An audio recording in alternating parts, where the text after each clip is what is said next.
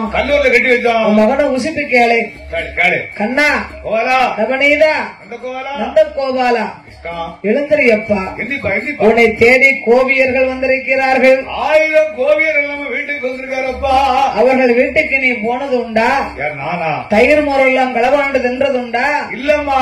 அம்மா என்ன இவர்கள் சொல்ல நம்பாதே. இவங்க சொல்லலாம் நம்பாதம்மா. இவர்கள் பொல்லாத கோவியர்கள் அம்மா. அம்மோ, இவர்கள் எப்பேற்பட்டவர்கள் தெரியுமா? அவங்க பொய்யெல்லாம் அவங்கள்ட்ட வந்து சொல்லாங்களம்மா. பொல்லாத கோவிமாரம்மா, பொல்லாத கோவிமாரம்மா. இவர்கள் இல்லாத வார்த்தைகளை சொல்லுறாரம்மா. சொல்லுறாளம்மா. பொல்லாத கோவிமாரம்மா,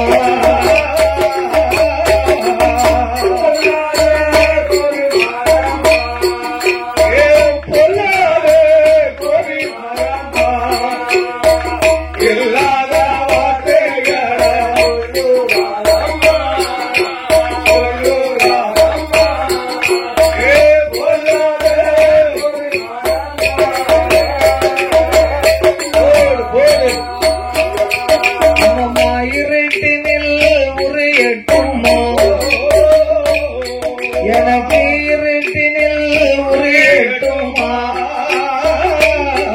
இவர்கள் உருட்டும் இரட்டும் இங்கே சரிகட்டுமா? நல்ல வெண்ணே இங்கு இல்லையா? இவர்கள் அச்சமுள்ள வெண்ணைகளை திருட போவேனா, உண்ண போவேனா?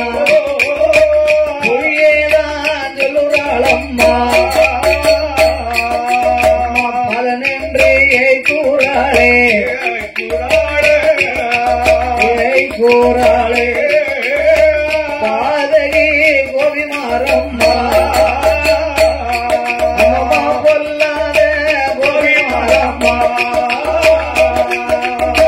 பொல்லாத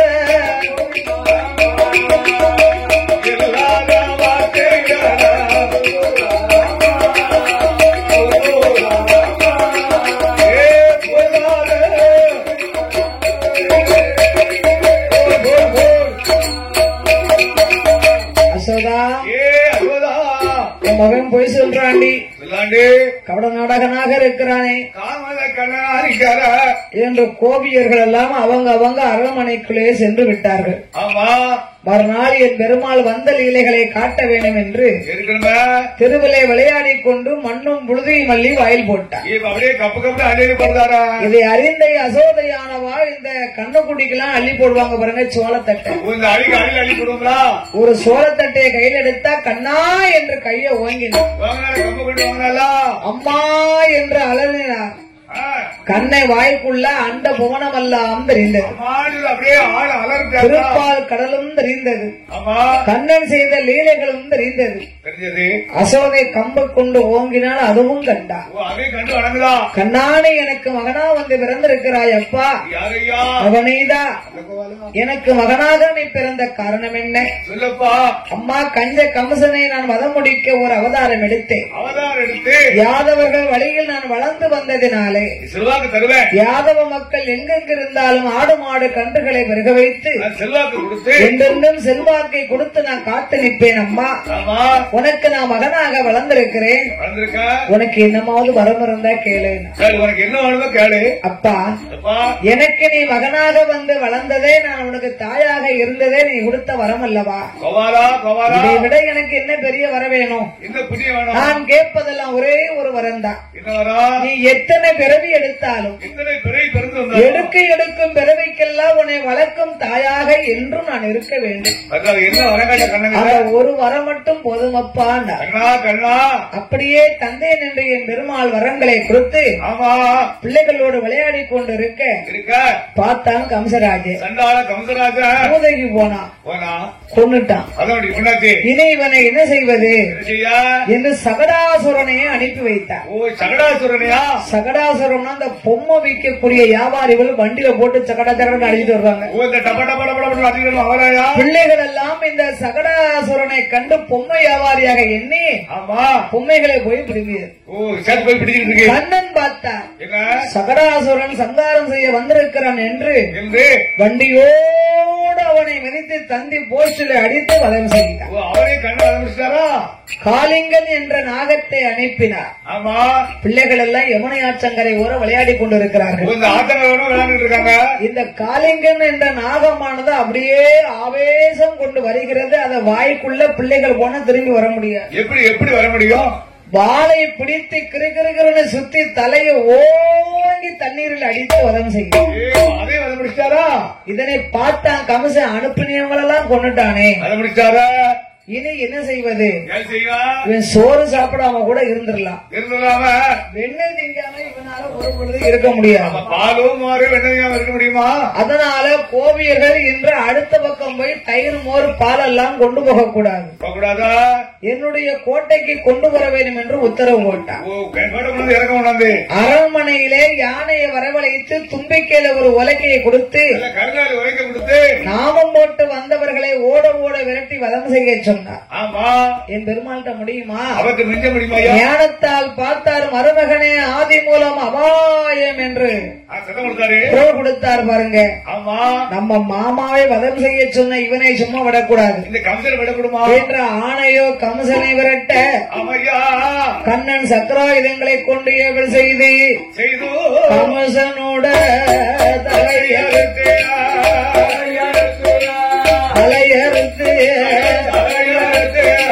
பஞ்ச கம்சனே வதம் முடித்து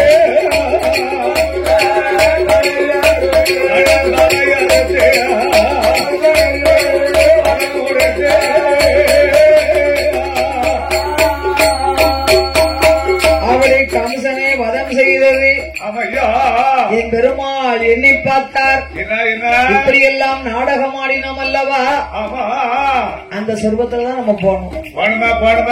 என் பெருமாள் ஆடும் ஆடு மேய்க்கும் யாதவராக அவரும் ஆடு மேய்க்கும் ஆயர் போரே கன்று மேய்க்கும் பசங்கு மேய்க்கும் நம்பி போரே பட்டநாமம் பழுக்க சாத்தி இட்டநாமம் 27 தொட்டநாமம் 96 கையதில கம்புகளாம் கன்று கட்டும் தும்புகளாம் கடையாளி தடிப்பிரம்பு ஆடு மாட பத்தி கொண்டு ஆடு மாடை ஆயம் என்று ரமலாரே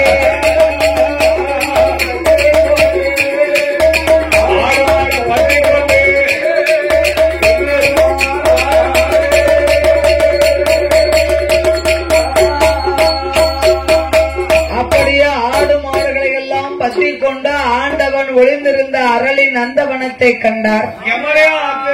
நடந்து வந்த களைப்பி தீர என் பெருமாள் சீங்குடலை திரு வயலை வைத்து கண்ணன் வாசிக்கின்றார். அவர் வாசிக்க வாசிக்க ஆண்டவன் இருக்கும் அரளி கொப்பு தன்னை மறந்து தித்தி மீதி மீதி என சிவனும் ஆடவ சிவனறிந்த அரளி கொப்பு ஒத்த கொப்ப ஆடிடாமல் ஒத்த கொப்பது அது தத்தருகிட தருகிடமென ஆடும் கொப்பை மாயம் கண்டு ஓடி பார்த்திட ஓடி பார்த்திட அந்த அரணை கண்டு மாயம் கேளி அரணை கண்டு மாயம் கேளி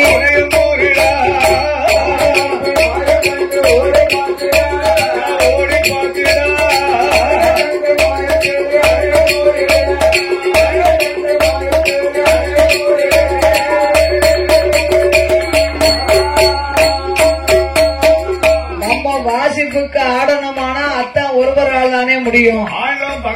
அத்தானோ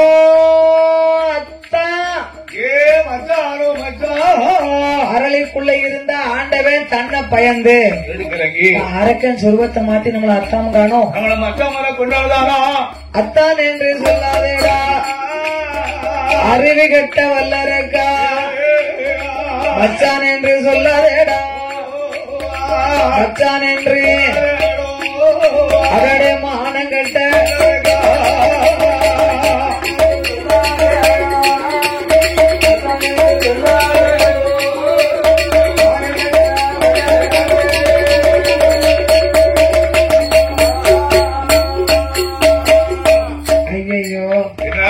அத்தான் நம்மள அரக்கம்ல நினைச்சுக்கிட்டு இருக்காரு. ஆண்டவன் அரளி மரத்தை விட்டு வெளியே வரணும்னா ஒரு குட்டை உடைக்கணும், கூடையில அள்ளணும். அச்சுதனாகிய கண்ணன் ஆண்டவனை கேலி செய்தார். அன்று தில்லை அம்பலத்தில் ஆடி நின்றார், அன்று தில்லை அம்பலத்தில் ஆடி அரக்கனைக்கு தான் பயந்து, அரக்கனைக்கு தான் பயந்து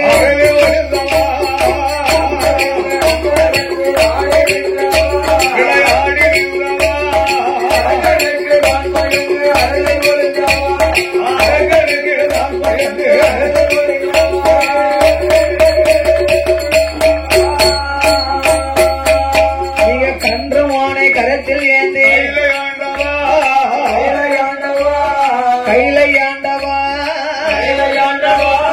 கண்ணன் பேச்ச காதில் கேட்ட அல்லலாடவா, கண்ணன் பேச்ச காதில் கேட்ட அல்லலாடவா,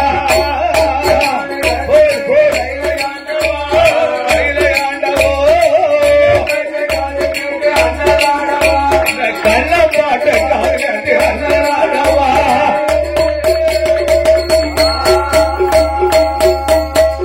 குட்டுக்கு நேர் குட்டுக்கு நேர் குட்டுக்கு நேர் மனுஷன் வந்தது மானம் இல்லையா,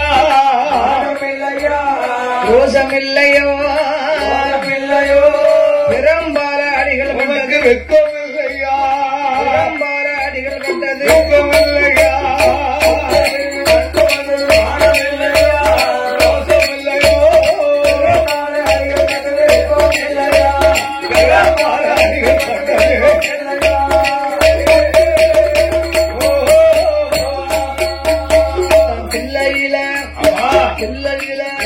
பிள்ளையில நடனம் செய்யலையோ, ரோசமில்லையா, தெரு தெருவா வாங்கி உண்டது இழப்பம் இல்லையா, தெரு தெருவா வாங்கி உண்டது இழப்பம் இல்லையா,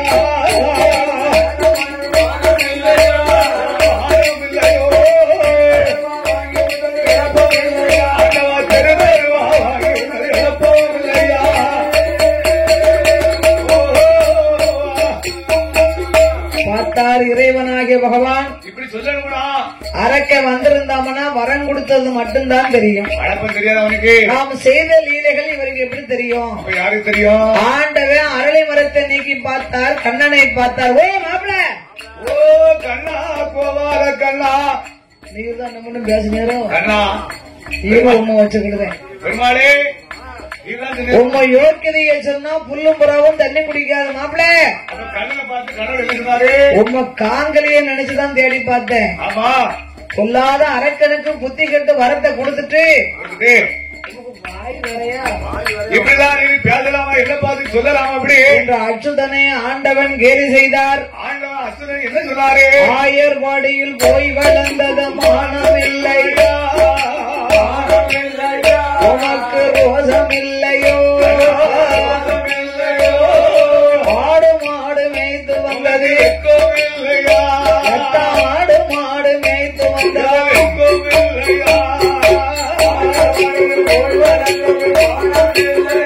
உனக்கு ரோசம் இல்லையா, ஆடு மாடு மேய்த்து வந்தது இல்லையா, ஆடு மாடு மேய்த்து வந்தது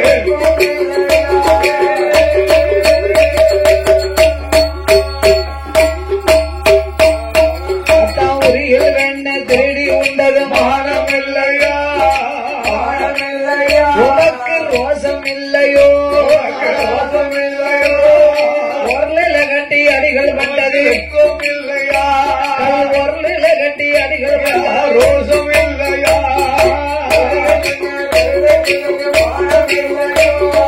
ரோசம் இல்லையோ, அடிகள்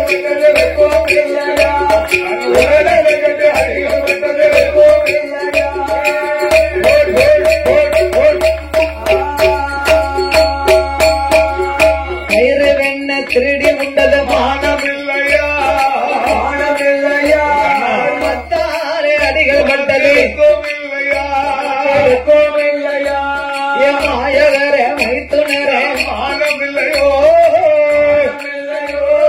மலையை பிடுங்கி கொடை பிடித்ததும் தோஷம் இல்லையா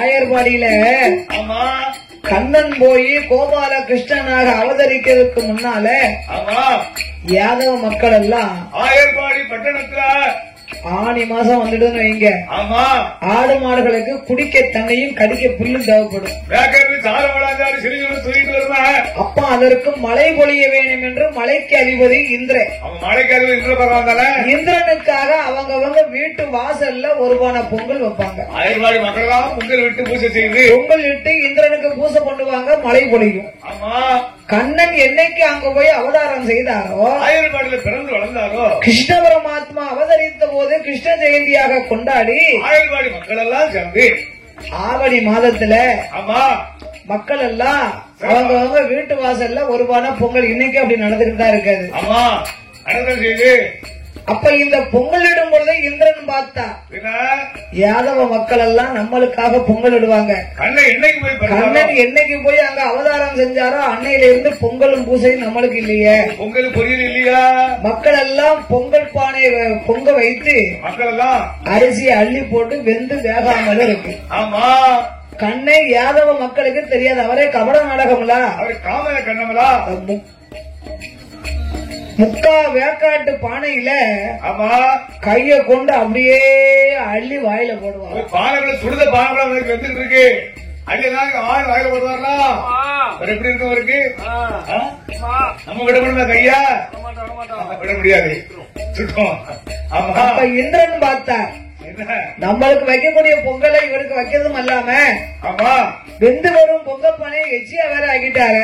ஆமா அப்படின்னு என் பெருமாளுடைய மகிமை அறியாத இந்திரன் என்ன காற்றும் புயலும் கடும் மழையை ஏவல் செய்தார். இப்ப மழை ஆகிவிட்டாரு, மழை ஆகிவிட்டாரு. மழை பெய்து.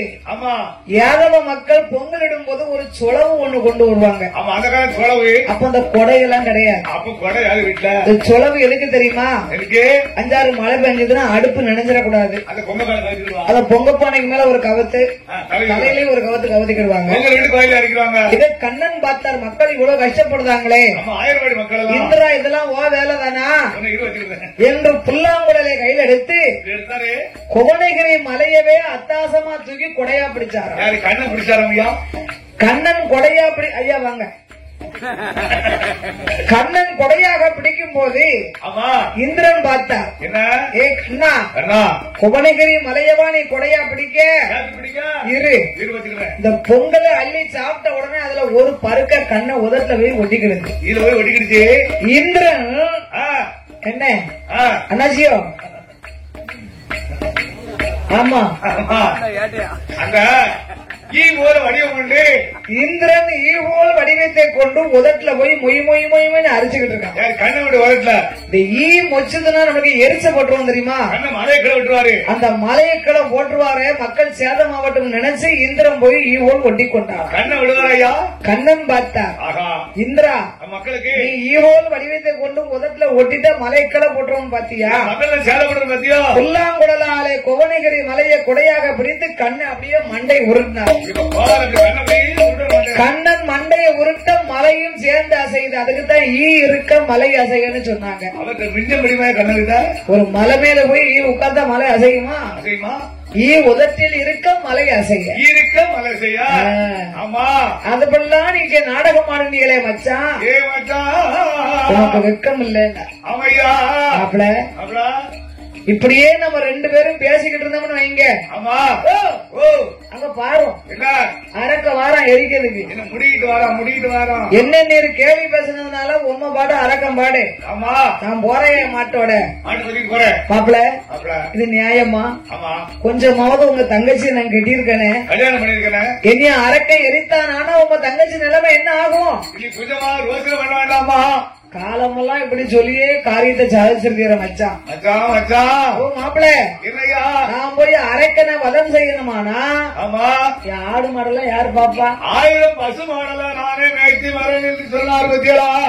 நீங்க அது கூட லாயக்கு இல்ல. ஆமா கட்டிக்கிட்டு அதுக்கு என்ன மாப்பிள, யானை தோல் போர்வையா போத்திருக்காரு, புலித்தோல் உடுத்திருக்காரு, ஆமா கழுத்துல வேற பாம்பு மாலையா போட்டிருக்காரு, தொங்க விட்டு தாடியும் சடா முடியும். ஆமா ஆடு மாடு பார்த்தா மிருகம்னு பயந்து ஓடிடுவியா, விட்ட காடு விடாத காடு ஓடி போகும். அதுக்குதான் அப்படி சொன்னேன். நான் போய் அரக்கனை சங்காரம் செய்யணுமானா நீங்க என்னைய மாதிரி சொருவ எடுக்கணுமியா. அதுக்கு எடுத்தா போச்சு, என்னைய மாதிரி எடுத்துருவா கண்ணா மாதிரி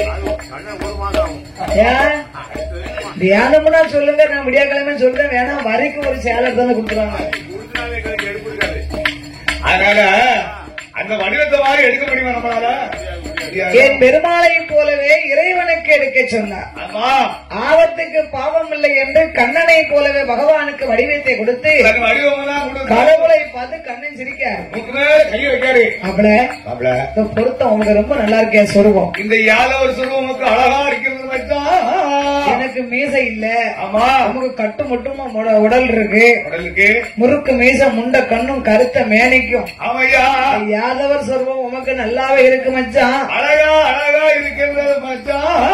நான் போய் அரக்கனை கொன்று வரும் கால வரைக்கும் ஆடு மாடு ஒண்ணு குறைஞ்சதுன்னு வையும், ஆமா 2 வேண்டாம் விட மாட்டேன், விட மாட்டேன் மச்சான். போயிட்டு வரட்டுமா? போயிட்டு வர போயிட்டு வர. பாட்டுக்காரையே மச்சான் பாட்ட கொஞ்சம் பார்த்துக்கோங்க, பாட்டுக்காரையே மச்சான் பாட்ட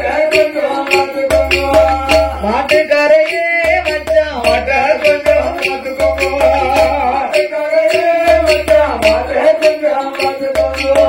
காட்டில் வச்ச பயிர் இருக்க காவலுக்காரே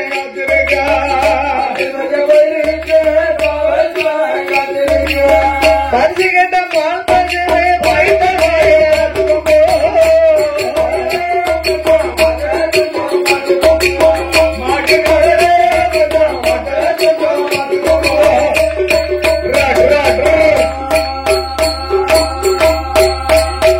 நீங்க போகாத காட்டு வழி கூடாது, புத்தி கட்டு அங்கு கூடாது, போகாத காட்டு வழி கூடாது, புத்தி கட்டு அங்கு கூடாது, மாட்டை விட்டு வனத்தில் தூங்க கூடாது, மாட்டை விட்டு வனத்தில் படுத்து தூங்க கூடாது, மற்றவர்களை பார்த்து கேளுங்க கூடாது.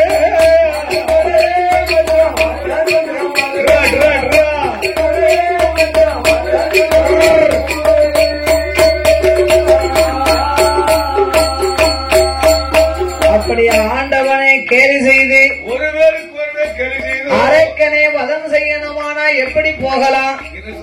போகலாம். ஆண்களால் கெட்டவர்கள் அன்றும் இல்லை இன்றும் இல்லை, பெண்களால் கெட்டவர்கள் பேரு உலகிலே ரொம்ப உண்டு. ஐயா காலம் எந்த காலம்? இது என்ன காலம்? கல்லுக்கு சேலை கட்டினா கூட நின்று போகக்கூடிய காலம் ஆகி போச்சு. அப்பேற்பட்ட காலத்துல அதனால அதுக்கு தகுந்த சொருவமா நம்ம எடுக்கணும். உலகிலே இதுவரைக்கும் யாரும் காணாத அழகிய மோகினியா வடிவமெடுக்க வேண்டும் என்று கொண்டல் வரணல் சொருவமாறிய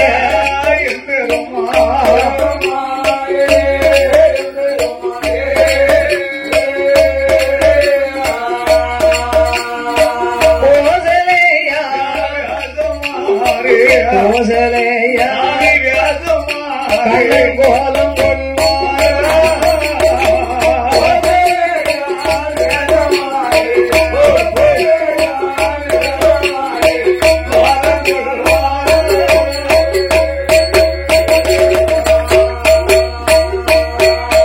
சுவாமி அண்டதில்லை ஆனந்தம் பாட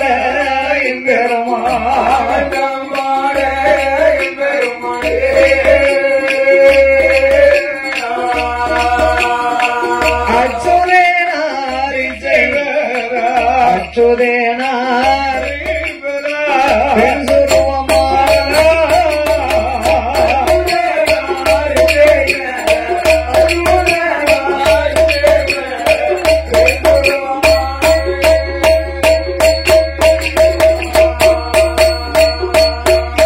சாமி மண்பிரளோ பீலி கட்டுவோம் கட்டுவோம்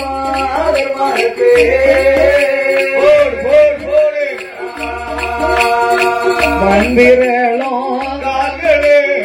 நீதி கட்டுவோமா பெருமாளுக்கு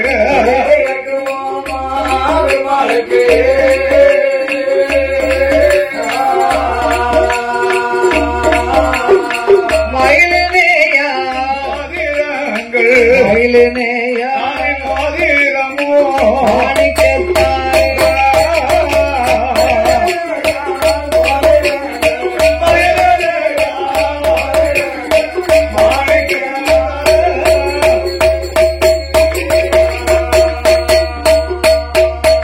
அவரை எடுத்தாரே ஒரு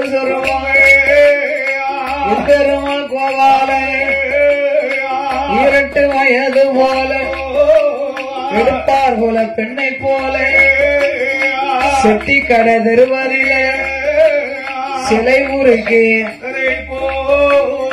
கண்ணாருட உலையதில கருக்கட்டி வார்த்ததை சிவனருட உலையதில செம்புருக்கி வார்த்தது உன்னை உருகியல்லோ பூமியில விட்டது தங்கத்தை உருகியல்லோ கரையில விட்டது பெண்ணுக்கான பெண்ணழகு ஏழை கொண்ட மயிலழகி கண்ணுக்கான கண்ணழகு ஆகமுக்கு வடிவழகி முக்கழக மொழியழகம் முகத்தினுட திருவள அவச்செக்க சிகப்பழகி செந்தூர பொட்டழகி கையம் வாங்கி தலையழகி வாடாமல்லி நிறமழகி கோர தலையழகி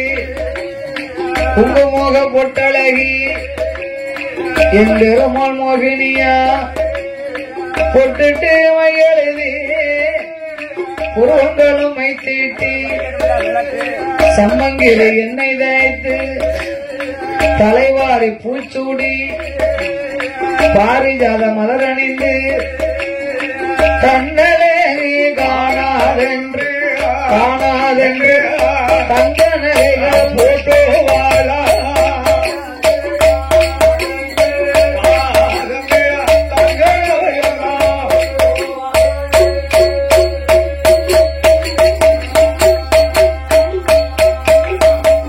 பெருமாள் அவனீத கண்ணா தன்னுடைய அழகை காணாது என்று தங்க நகைகளால் பூட்டுகின்றார். தங்க நகையெல்லாம் பூட்டி தலையில் ஜட குச்சி ஜட நாகம் ஜட பில்லி ராக்கொடியான் தாளாம்புவா ராக்கொடியான் தாளாம்புவா காதுக்கு கம்மல்களாம் கல்பதித்த செவிக்கிகளாம் சுருட்டு தட்டி செவிட்டு தட்டி கொண்ட பூ தட்டு விட்டாள். கழுத்துக்கு அவள் மாலை பவன் மாலை காசு மாலை கெடிகார சங்கிலியா கச்சப்பர மாலைகளாம் அலங்கார தாயத்துடன்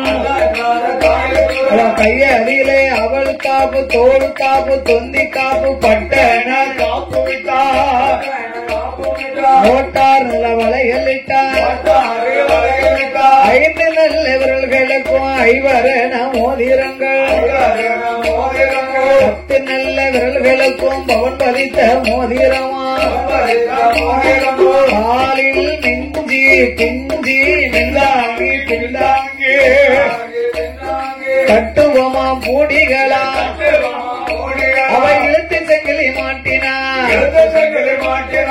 இஸ்கோலானி பூட்டினார். குட்டாள பொலை கொண்டு சர பொலை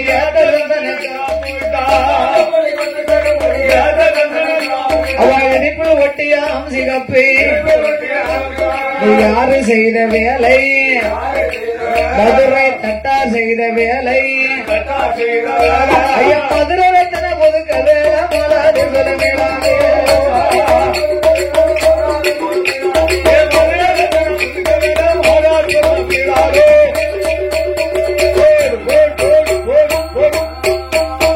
அவத்தாலிதவர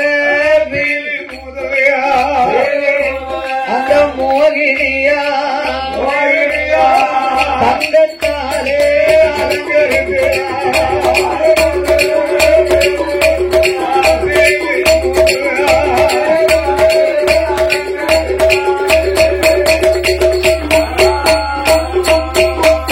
அப்படியே அரைக்க வரும் காட்டுக்குள்ள ஆயனங்க வாராளே பெண்ணை கண்டு மதிமயங்கி மது குடித்த வண்டாக சுழண்டா வல்லரங்க பெண்ணை கண்டான் தன்னை மறந்தான் மங்கையை கண்டு மது குடித்த வண்டா சுழண்டான் வல்லரக்கன் யாரம்மா எங்கிருந்து வார அண்ணா வல்லரக்கா மலையாள தேசத்திலே மலை அரசனுக்கு நாங்க அக்கா தங்கை 8 பேர் பிறந்தோம். பிறந்தவா 8 பேரும் பெண்ணாக பிறந்துட்டோம்னா எனக்கு மூத்தவா 7 பேரையும் 7 ஊர்ல பெரிய பெரிய ஸ்தலத்துல கட்டி கொடுத்திருக்காங்க. மூத்தது ஒரு அக்காளை காசியில வாழுகின்ற காசி விஸ்வநாதருக்கு அவராட்சிய கொடுத்திருக்கோம். இரண்டாவது அக்காளை திருவண்ணாமலையில அண்ணாமலை நாதருக்கு உண்ணாமலைய மூணாவது அக்காளை அந்த மதுரை வழங்கு மீனாட்சிய நாலாவது அக்காளை சங்கரன் கோவில கூடவா சங்கரருக்கு கோமதியை கொடுத்திருக்கோம். 5வது அக்காளை திருநெல்வேலி டமனதில வெள்ளையப்ப சாஸ்திரிக்கு காந்திமதியை கொடுத்திருக்கோம். அதுக்குள்ளேயே அக்காளை பாவநாதம் பாவநாத பெரியவருக்கு பல உலகால கொடுத்திருக்கோம். 7வது அக்காளை அந்த குற்றாலம் தன்னதில குற்றாலநாதருக்கு செவ்வாய் மொழிய கொடுத்திருக்கோம். 8வதா பிறந்த மகா என் பேர் தான் அப்பா மோகினி. எங்க அப்பா அரண்மனையிலே 12 வருஷமா வயசுக்கு வந்திருந்தேன். யாருமே பெண்ணும் கேட்கல. ஒரு நாள் எங்க அப்பா 56 அரசர் போட்டோவை கொடுத்து பிடிச்ச மாப்பிளைய சொல்லுனார். போட்டாவை பார்த்தா எனக்கு ஒரு மாப்பிளையும் பிடிக்கல.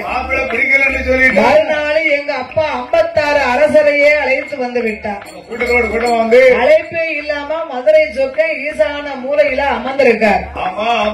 என் பாவி மை வச்சிருந்தாரோ மாந்திரம் வச்சிருந்தாரோ அந்த மதுரை சொக்கரானவரோ நான் எரிந்த மாலை சொக்கம் கழுத்துல சொகுசா போய் விழுந்துருது. அப்புறம் என்ன செய்ய, கோட்டையில பிறந்தாலும் என் தலையில போட்ட விதிதானே கிடைக்கும். எங்க அப்பா என்ன அவருக்கே கட்டி வைத்தார். கல்யாணம் செய்து கொடுத்து என் கூட 7 வண்டி சீதனை எங்க அப்பா எனக்கு அனுப்பினார். என்னைய அணையில ஒரு கோடு, குதிரையில ஒரு கோடி, ஒட்டகத்தில் ஒரு கோடி, ரகத்துல ஒரு கோடி, தேரில ஒரு கோடி, ஊஞ்சலில ஒரு கோடி. அம்மா ஒரு கோடி யானையை கொண்டு போய் எங்க கொண்டு போய் கட்டி போட்டிய? ராஜா வெப்ப கொடுத்தாரு உனக்கு. ஒரு கோடி யானையை நான் கொண்டு போக முடியுமா? எனக்கு பிறக்கும் பிள்ளை வச்சு விளையாட மரபையினால ஒரு யானை பொம்மை புதுசு. அதான் புதுசு ஒரு கோடி. அந்த புதுசுக்கு பேருதான் கோடி. அப்படியே யானையில குதிரையிலன்னு எங்க அப்பா 7 வண்டி சீதனை எனக்கு கொடுத்தார். ஆனையில கொண்டு போன 7 வண்டி சீதனத்தோடு நான் இங்கிருந்து மதுரைக்கு போனேன். அங்கிருந்து வந்தா சொக்க மனைவி மூத்தவா மீனாட்சி என் சக்களத்தி என் சக்களத்தின்னு என் சடைய பிடிச்சான்.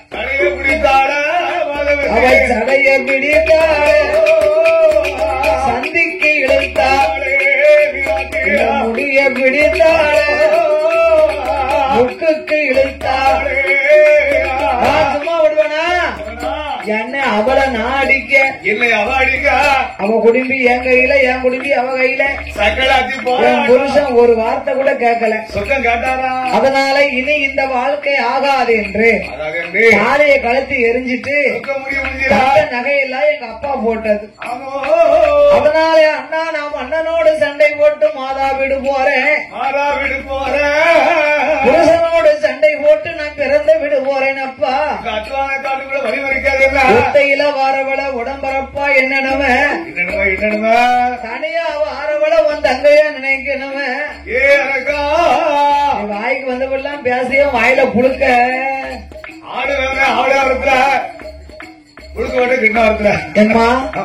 மோகினி நீயோ கணவனை இழந்த நானோ என் மனைவி இழந்தேன். நீ என்னோடு வந்தையானா நான் வாழ்ந்தாலும் வாங்க கூட செத்தாலும் உன்னோட. அப்ப என்ன செய்யணும் சொல்லி ஒரு பட்டுடுத்தி விதத்திற்கு ஒரு பூ முடிஞ்சு கண்ணாடி மாளிகையில நம்ம உல்லாசமா வாழலாம். வந்துடலாமா நான் எவ்வளவோ சொல்லி பாத்துட்டேன். நீ கேட்க மாட்டீங்க விதி. ஆமா அது என்ன செய்ய முடியும்? உன் கூட வந்து நான் வாழ வரணுமானா நீ முண்டு விரலை கொண்டு என் கைபிடித்தையானா நான் எரிஞ்சு சாம்பலாயிருவேன். நீ யாரை தொட்டாலும் எந்த திசை நெட்டினாலும் எரிஞ்சு போகணும்னு வர வாங்கியிருக்கேன். அப்ப என்னை கைபிடித்தையானா நான் இறந்து சாம்பலாயிருவேன். நீ யாரோடு இருந்து வாழ்வேன். அதனால நான் உனக்கு வாக்கப்பட சம்மதம் தான்ப்பா. அலைகடல தலம் உன் முண்டு விரலை எடுத்து உன்னானை என்னானை உடையவர் மீது ஆணையாக மூத்த மனைவியால் முகம் பார்த்து நான் முழிக்க மாட்டேன் உனக்கு துரோகம் செய்ய மாட்டேன் என்று உன் சிரசை சுத்தி நடு தொண்டையில் வச்சா உன் கூட வந்து வாழ்வேன். இவ்வளவுதானா? இதுதானே இத்தனை மணி நேரம் எழுதிட்டேன். அப்படியா ஆகட்டும் என்று அவன் முங்குதான்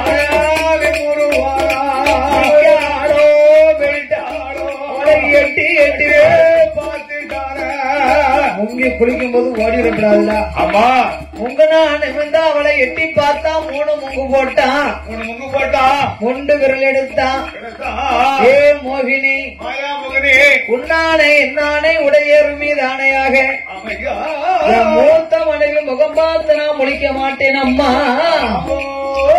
எனக்கு ஒரு நாளும் துரோகம் செய்ய மாட்டேன் என்று சிரசே சுத்தினா நடு தொண்டையிலே வைத்தான். சண்டாள பாவி மேலை இசைக்கலைஞர்கள் கோவிலுக்கு வர வேண்டும். தொண்டையில வைத்த போது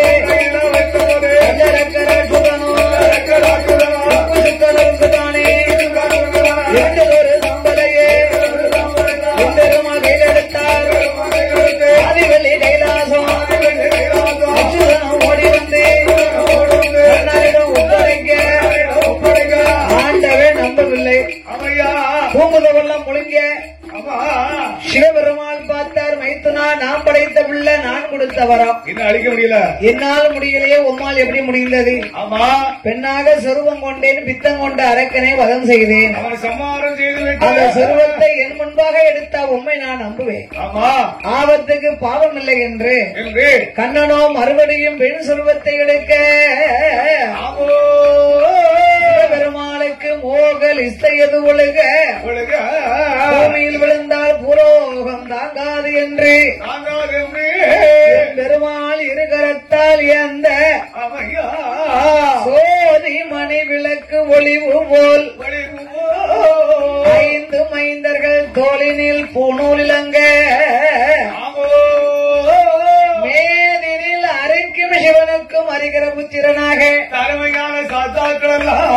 பங்குனி மாதம் புதன்கிழமை உத்திர நட்சத்திரத்திலே வந்து பிறந்தார். பங்குனி மாதம் புதனது உத்திரம் பங்குனி மாதம் புதனது உத்திரம்